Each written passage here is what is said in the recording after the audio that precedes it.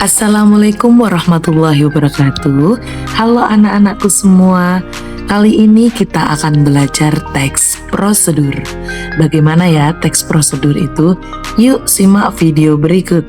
Pengertian teks prosedur. Teks prosedur adalah langkah-langkah suatu aktivitas atau kegiatan untuk menyelesaikan suatu pekerjaan. Teks prosedur ini dibutuhkan sebagai panduan bagi seseorang dalam membuat atau menyusun sesuatu. Jenis-jenis teks prosedur. Teks prosedur sederhana. Teks prosedur sederhana hanya berisi 2 atau 3 langkah saja. Contohnya, prosedur untuk mengoperasikan setrika. Yang kedua, teks prosedur kompleks. Teks prosedur kompleks terdiri atas banyak langkah dan jenjang untuk setiap tahapannya. Contohnya prosedur pembayaran tilang oleh polisi. Yang terakhir yaitu teks prosedur protokol. Teks prosedur protokol merupakan teks prosedur yang langkah-langkahnya bisa dibolak-balik, tapi tujuannya tetap bisa tercapai. Contohnya, cara memasak mie instan. Selanjutnya yaitu ciri-ciri teks prosedur. Yang pertama, menggunakan kalimat perintah atau imperatif.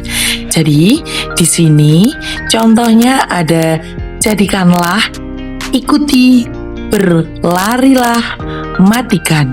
Yang kedua, terdapat panduan langkah-langkah yang harus dilakukan. Dan yang ketiga, menggunakan kata kerja aktif. Contohnya, ibu memasak soto. Yang keempat, menggunakan kata penghubung atau bisa disebut konjungsi. Contohnya yaitu ada kata dan, lalu, sehingga, kemudian, dan selanjutnya.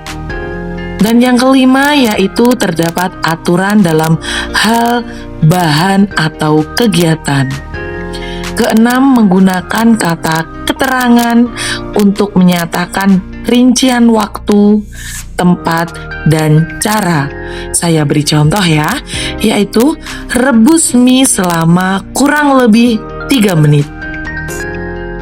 Terus di sini ada contoh lagi. Selanjutnya, serahkan formulir permohonan tadi ke loket pendaftaran.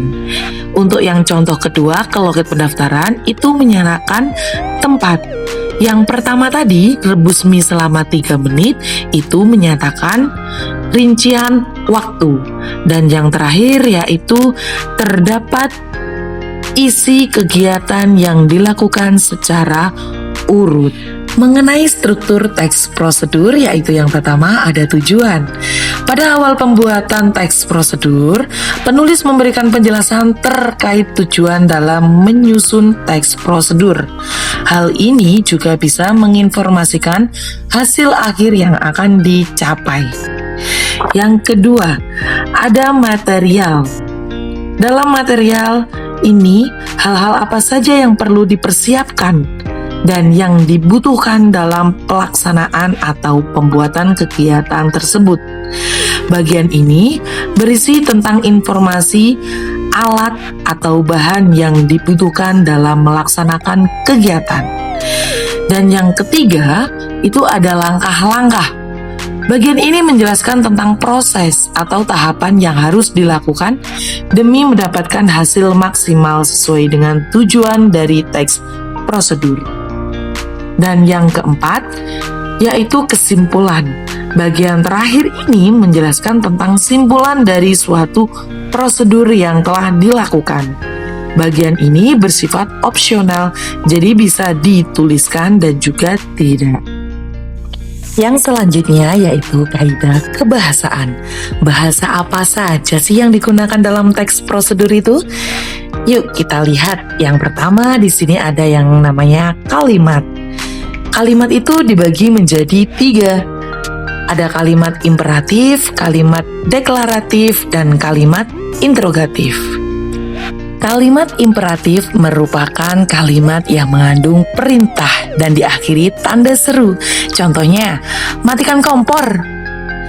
Dan kalimat deklaratif, kalimat ini dikenal sebagai kalimat pernyataan dan diakhiri tanda titik. Contohnya, resep membuat bolu keju ini bisa kalian praktekkan tanpa oven.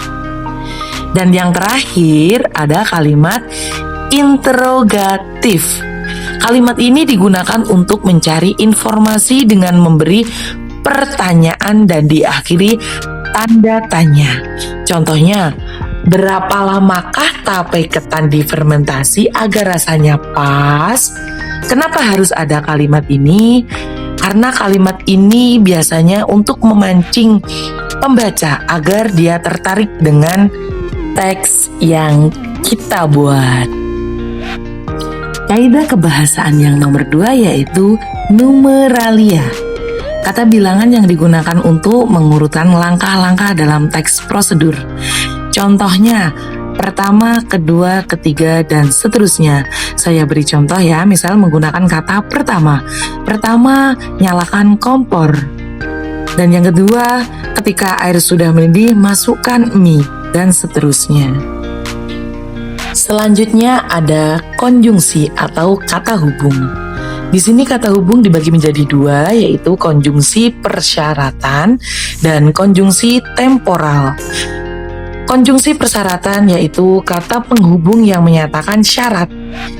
Contohnya di sini ada kata jika, bila, andai, kalau, asalkan. Dan konjungsi temporal yaitu menandai urutan waktu. Contohnya ada kata lalu, kemudian, selanjutnya, setelahnya. Selanjutnya ada pronomina atau kata ganti. Di sini pronomina juga dibagi menjadi 2, yaitu pronomina petunjuk dan pronomina persona. Dalam pronomina petunjuk itu yaitu kata ganti untuk menggantikan benda. Contohnya ini, itu, tersebut.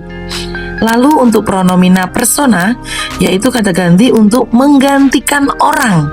Contohnya, saya, kamu, kita, dan kalian. Dan kaidah kebahasaan yang terakhir yaitu verba atau kata kerja.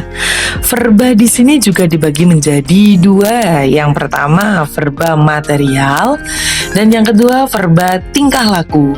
Dalam verba material, kata kerja berhubungan yang mengacu pada sebuah tindakan atau perbuatan yang dilakukan secara fisik. Contohnya, mengupas, mengiris, memaku, dan memotong. Dalam kata kerja verba tingkah laku, kata kerja yang ditunjukkan lewat ungkapan. Verba ini juga dipahami sebagai kata kerja yang tidak tampak aktivitasnya. Contohnya menyukai, berpikir, dan menyetujui. Di sini ada contoh cara membuat kue bakia. Nah, di bagian pertama ini ada tujuan. Kue bakia adalah kue kering manis yang terkenal di Banyuwangi. Kue ini digunakan untuk oleh-oleh serta untuk cemilan teman bersantai. Rasanya khas membuat lidah ingin selalu menikmati serta rasa jahe yang ada di kue ini membuat badan penikmat jadi hangat. Di sini ada bahan-bahan dan cara membuat.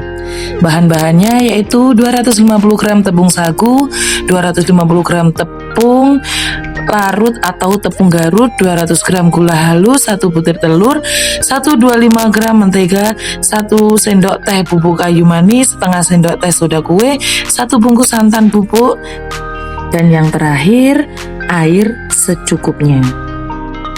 Untuk cara pembuatannya, yang pertama, sangrai kedua tepung hingga ringan. Dinginkan dahulu. Yang kedua, campur mentega, telur, gula, soda kue, santan bubuk, dan bubuk kayu manis hingga tercampur rata. Yang ketiga, masukkan tepung yang sudah dingin sedikit demi sedikit diayak dahulu. Yang keempat, aduk rata. Tambahkan air secukupnya sedikit demi sedikit hingga adonan mudah digulung dan kalis.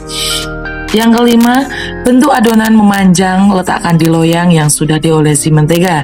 Yang keenam, oven dengan suhu kurang lebih 180 derajat Celcius sampai matang. Bagian bawah sedikit kecoklatan. Yang ketujuh, angkat dan biarkan dingin, simpan dalam toples dan siap disajikan. Untuk bahan-bahan tadi, di sini kan ada yang namanya kayu manis ya. Nah, kalian bisa menggunakan kayu manis atau jahe, itu opsional.